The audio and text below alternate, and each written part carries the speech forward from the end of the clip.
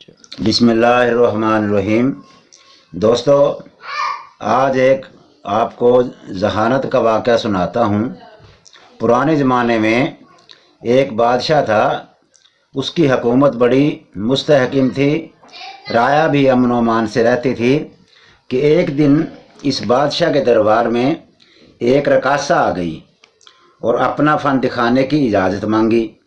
बादशाह ने इजाज़त दी तो उस रकासा ने अपने फ़न का मुजाहरा किया, जो कि नाचने में खूब महारत रखती थी। आखिर नाच गाना ख़त्म हुआ तो बादशाह बड़ा खुश हुआ और कहा कि मांगो, क्या मांगती हो। रकासा ने कहा कि मेरे पास अल्लाह का दिया सब कुछ है।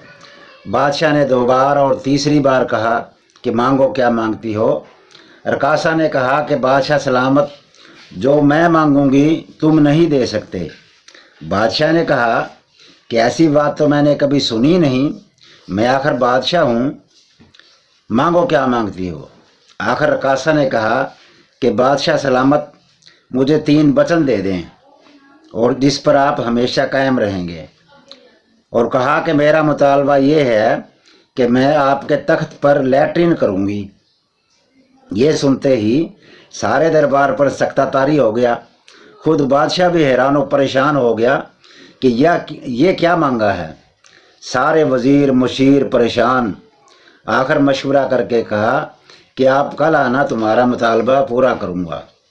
एक वज़ीर इनमें बड़ा चालाक था। उसको ये कहा कि भाई, इसका कोई हल निकालो। अगर ये मुतालबा मान लिया तो सारी दुनिया में हमारे बादशाह की और हमारे मुल्क की जग हसाई होगी। अगर मुतालबा ना माना तो बादशाह अपनी बात में झूठा होगा कि वादा करके मुकर गया, जो कि बादशाही के शयान शान नहीं। आखिर अगले दिन वज़ीर भी आ गया और रकासा भी आ गई। दरबार लग गया तो रकासा ने अपना मुतालबा फिर किया कि मैं लैट्रिन करूँगी तुम्हारे तख्त पर। वज़ीर ने कहा कि रकासा को तख्त पर बैठा दिया जाए लैट्रिन करने के लिए। अगर इस रकासा ने पेशाब का एक कतरा भी तख्त पर किया तो इस रकासा को कत्ल कर दिया जाए और इसका ख़ानदान कैद कर दिया जाए।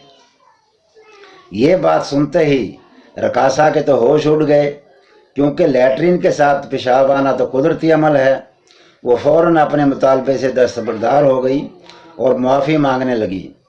आखिर बादशाह ने अपने वज़ीर की हाज़िर जवाबी पे वज़ीर को बेहिसाब इनाम व इकराम दिया और रकासा को माफ़ कर दिया।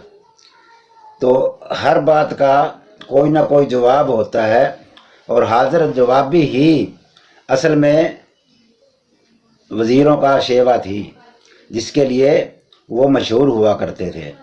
वस्सलामु अलैकुम रहमतुल्लाह।